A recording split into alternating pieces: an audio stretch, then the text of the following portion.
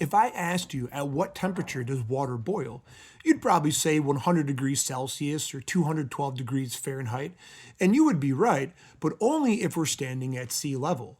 The truth is, boiling isn't just about heat. It is a wrestling match between the water and the atmosphere. Imagine the water molecules in a pot are a crowd of people trying to leave a stadium. As you heat the water, you are giving them energy. They start moving faster and pushing harder, trying to escape into the air as steam. But there's a force stopping them. The air around us is heavy. The atmosphere is constantly pushing down on the surface of the water like a heavy lid, trapping the molecules inside. Boiling only happens when the push of the water molecules, which we call vapor pressure, becomes stronger than the push of the atmosphere. When they are strong enough to push the air back, bubbles can finally form deep inside the liquid and rise to the top. That is the boiling point. This means you can change the boiling point just by changing the air pressure.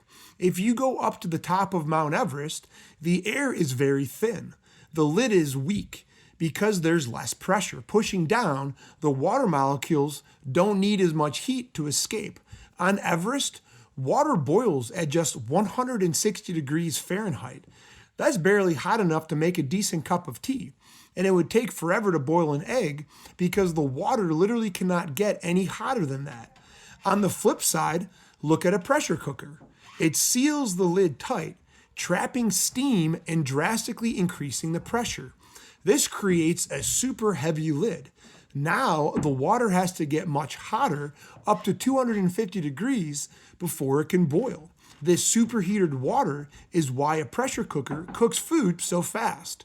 So boiling isn't a specific temperature, it is the moment when the water becomes strong enough to beat the weight of the sky.